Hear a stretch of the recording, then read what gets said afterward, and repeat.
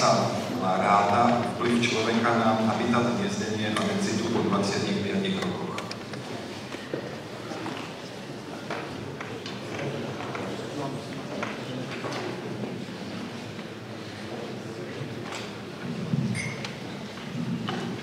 Dobrý deň, prajem. Milé kolegyne, kolegovia. Prejdeme teraz k druhu, od diverzity druhov k jednému druhu, ktorý v podstate na západ od Moravy vyhnul presne asi pred tými 25 rokmi druh, ktorý skutočne je ohrozený naprieč Európou. A pozrieme sa na niektoré faktory, ktoré môžu spôsobovať teda jeho ústup. Určite človek v histórii mení, fragmentuje krajinu, habitaty, zvlášť sa to týka migrantov, ďalkových migrantov, práve ak je náš cieľový druh, ten Labius minor, je to na trasách na zimoviskách, klíma a tak ďalej. A samozrejme to vymieranie postupuje od lokálnej úrovni a od x faktorov, z ktorých sa najprv pozrieme. A x parametrov sa mení aj v čase na tej lokálnej úrovni, takže pozrieme sa na nejaké tie hypotézy. V Európe máme teda dlhodobo zaznamenaný populačný negatívny a reálny trend. Ako je to lokálne na strongholdoch, na takých ozaj lokalitách, kde sa ten druh vyskytoval pomerne početne a vo vyšších hustotách. Pozreli sme sa na konkrétnych 20 km štvorcových v tomto dlhodobom aspekte. Hypotetizujeme aj na základe tých dát, že klesá tá denzita populácie. No a predpokladáme samozrejme, že sa menia teda aj habitaty, pretože človek empiricky zisťuje, že sa tam rozvíja stavebná činnosť, zmena manažmentu. Čiže dochádza zrejme aj k zmenám nejakých teritóriách. No a predpokladáme teda tým, že ten druh musí nejak meniť aj svoje stratégie výberu miesta, hniezdenia, rozmnožovania. No a potom predpokladáme, že nejakým spôsobom negatívne sa môže meniť aj tá hniezdna úspešnosť toho druhu. Keď sa pozrieme na tento druh, tak naozaj na západ od Moravy nejakých tých 30 rokov dozadu sa nevyskytuje to ďaleko v Južnej Afriky, že to je veľmi pestré habitaty, typicky také mozaikovité množstvo dikotonov, kde nachádza dostatok potravy, hniezdí na tých vysokých stromoch, priemernej výške cez 9 metrov. V perifériku koruny väčšinou je to okolo tie 2 metrov do kmeňa a prekvapujúco v blízkosti obývaných domov a tých 913 zmeraných hniezd je to 17 metrov tejto lokálnej populácii. Je prísne minerálny, čo aj odôvodňuje jeho prísnu sťahovalosť.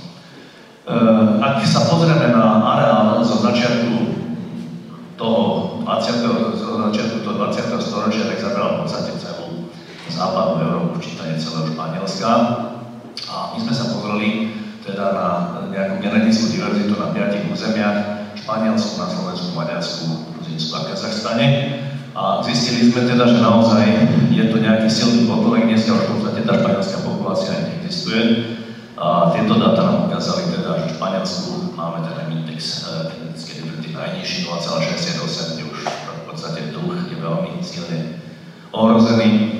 A prekvapujúco nám najvyšší index vyšiel v Maďarsku a potom samozrejme predpokladalo sa aj v Gruzínsku a Kazachstane. Na Slovensku sme mali teda taký nejaký blízko tomu Španielsku, čiže naozaj otázka, kedy nám ten ďurík menší na Slovensku takisto vyjde. No a poďme teda na našu lokálnu štúdiu do územia Polany na stredné Slovensko, kde sme študovali túto populáciu, kde táto populácia vlastne tvorí severnú hranicu rozšírenej v Európe, kde sme kontrolovali 30-76 hniezd ročne v týchto rokoch. To územie sme si rozdelili v podstate na tých 20 km štvorcových stabilne. Tu si všimnete, je nejaký stred urbanizačného centra detvy a gradientu nejakého. Neskôr si to poukážeme pri nejakých priestorových vzťahoch. Tá denzita, čiže to je prvé. Keď sa pozrieme na 3 model, tak tam vychádza mierny ústup tej populácie, keď tu v počiatku sa nám zdá naozaj tých prvých rokov, 96. roku, to bereme pomerne prudký pád a potom keď sa pozrieme na tú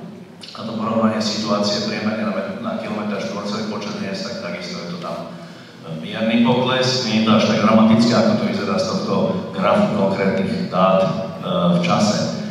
No pozrieme sa na tie príčiny poklesu, ktoré sme zaznamenávali. V každom prípade v území dochádza k prudkému rozvoju výstavby skôr tých víkendových domov na úkor nejakých iných tých typov domov. Keď sa pozrieme, v roku 96 sme tu mali okolo 300 domov na tých 20 km štvorcových vzdĺž tých trás, potom to bolo 444 asi domov. No a dôležitá vec je, že v súvislosti s výstavbou poklesol signifikantne počet farmárskych domov s farmárskym hospodárením a rapidne zrástol počet víkendových domov takéhoto typu, no a tu vidíme aj jednoznačne teda ten pokles tých absolútneho počtu hniezd medzi tými dvoma obdobiami 96 až 2016. Ak sa pozrieme však na nejaké korelácie a na model toho, ako hustota hniezd poklesla medzi tými rokmi 96 a 2016, dokázali sme teda, že došlo, ale hustota hniezd v žiadnom prípade nám nesúvisí s počtom hustotou domov na jednotlivé kvadráty. Čo sa týka aj trendu toho rastu počtu domov a poklesu počtu hniezd na jednotlivé kvadráty, tak je paralelný zostup so vzdialenosťou od urbanizovaného centra tej detvy. A na tam sa pozrieme, tuto tak tie priestorové zmeny vidíme vlastne, to je tá detva, to je tých 20 km štvorcových. V 96. si všimnite pattern od detvy. Týchto prvých 5 kvadrátov v 2016 úplne zmizlo, ale napriek tomu štatisticky nevyšlo, že so vzdialenosťou centra sa nejako dramaticky znížil počet hniezd. Znížil sa pomerne rovnomerne so vzdialenosťou od centra. Ak sa pozrieme na 7 kategórií biotopov, ktoré tu máme na tej x-ovej osi, teda obnažená zem, mobilné polia, domy, dvory, lúky, sady, cesty a lesíky, v podstate v žiadnom druhu habitatu nám nedošlo za tých 21 rokov, v tomto prípade na lokálnej úrovni zmenám, respektíve len malým, a v prípade nejakých fragmentov lesa, ktoré vznikli zarastaním niektorých opustených pozemkov a potom poklesom podielu kráslandov, teda tých lúk a hlavne zástavbou. Ak sa pozrite na typy porastov, okolo ktorých sa vyskytovali hniezda, tak to bol typicky 96. Dneska samozrejme ten druh nemá šancu v takomto type výstavbe. Pozrieme sa na tú lokalizáciu hniezd, teda výber miesta hniezdenia. Predpokladali sme, že dojde k rapidným zmenám, ovšem dominantnému druhu z tých cirka 900 hniezd medzi dvoma obdobiami, teda polovičkou obdobia do 79 do 2006 a potom 2007 do dnes. V podstate hruška je stále dominantný hniezdný strom, percentách, ale čomu došlo k signifikantnej zmene. Druh začal hniezdiť dosť významne na koniferoch s významnosťou smreka, čiže a tým sa aj predpokladá, že tá výška hniezda sa menila troška. A to tu vidíme, že výška hniezda, umiestnenia hniezda stúpa s rokmi signifikantne. Čomu to môžeme pripisovať? Môže tam byť viac faktorov, si môžeme v prípade diskusii povedať. Jeden z nich môže byť samozrejme naša troška výskumnícka aktivita.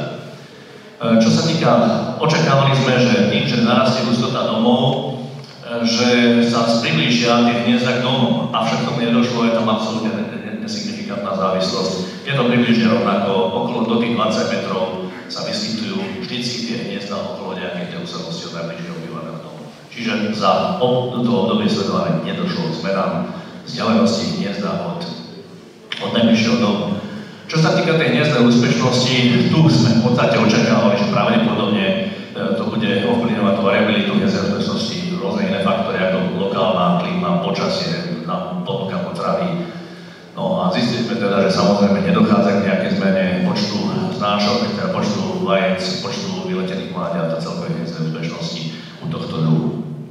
No, ak sa pozrieme na tie hlavné ohrozenia, ktoré v danom území sú, ktoré by sa dali identifikovať, tak je to jasne zanechávanie tradičného hospodarovania, premena vlastníckeho osídlenia, respektíve farmárskeho manažmentu na to víkendové, respektíve počítačové.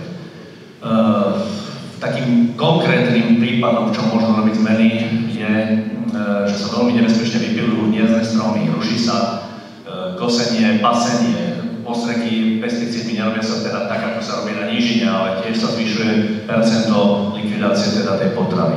No a keď sa chceme pozrieť ako ďalej, aby sme si to spravili nejaké ponaučenie, tak určite nevyhnutné v tomto území robiť velikánskú osvetu, aby došlo k oživeniu toho tradičného, podpora tých agroenvironmentálnych programov, aby sa zachoval ten krajinný raz a tá hustota domov, hlavne v tých oblastiach, teda pri tých centrách urbanizačných alebo na tých gradientoch, ktoré sú bližšie k tomu urbanizačnému centru, Detvy alebo Vinovej.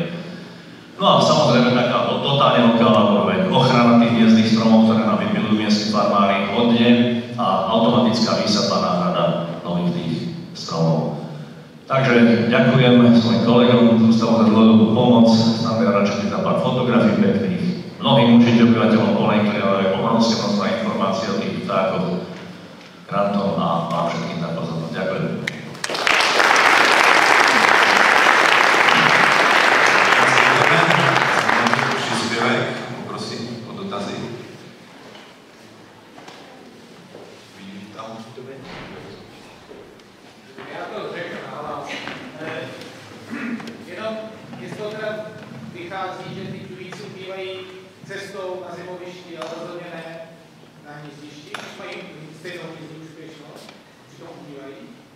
Hniezdna úspešnosť sa nemení.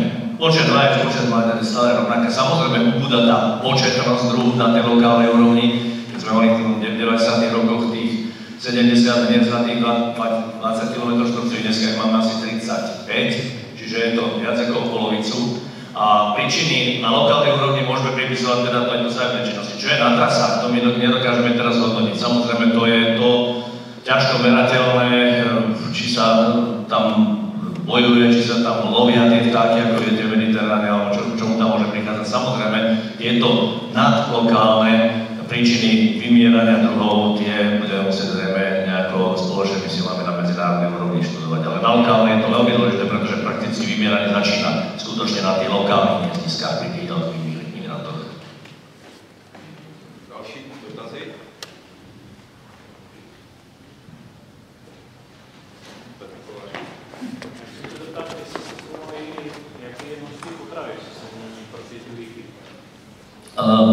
Rozumel som.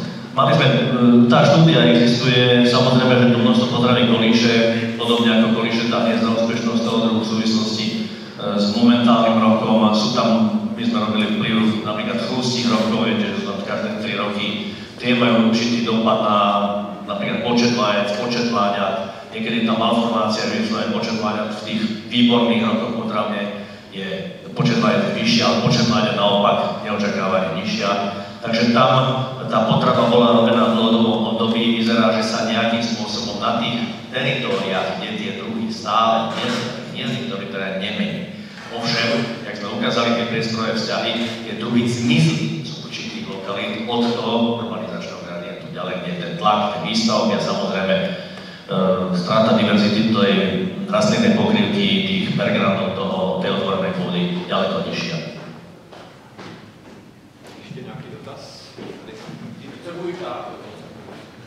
Chtěl jsem se zeptat, že ten druh neznámšnosti vykládáte, že vychvící průměru hnízdí poměrně blízko domů. Myslím, že si uváděl 17 metrů, že to je my sme sa pokúšali ísť na tie, samozrejme, vyhodnotiť na tie faktory, ktoré to spôsobujú, lebo v poľnohospodárskej krajine, v podstate v strednej Európy, jezdili väčšinou alejách ďaleko od domov.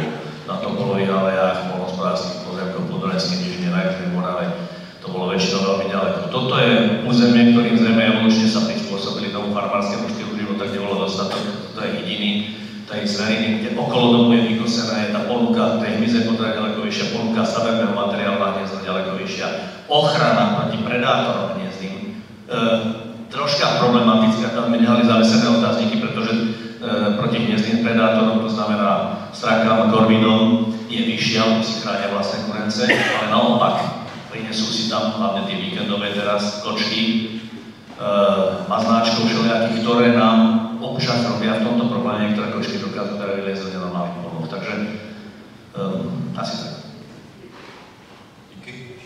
Já jsem se toho chtěl právě zeptat na tu otázku predace, tak se vlastně jmenuje, Na lokálnej úrovni určite tiež, nielen teda na globálnej úrovni, tie predátory sú veľmi významné, pretože aj v tom dnešnom období ten samozrejme ten druh sa venuje veľmi výchove mláďat, kdežto počas toho ťahu, dajme tomu, sa môže sústrediť ďaleko viac na ten ťah a obranu proti predátorom.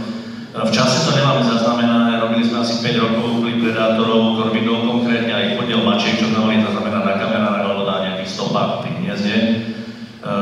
Tam v podstate takisto to kolíše medzi rokmi, nezistili sme zatiaľ žiadny trend predátorov, ovšak čo je veľmi nepríjemné, tak tie straky bolo v jednom období asi 98 až 2006, keď straky išli nenormálne hore aj z Corpus Cornix, a potom už ten trend akoby troška klesol, ale nejaké dlhodobé teraz fixoky nemáme ešte. Tak jo, případné další dotazy zase prosím do kola, ještě jednou děkuji.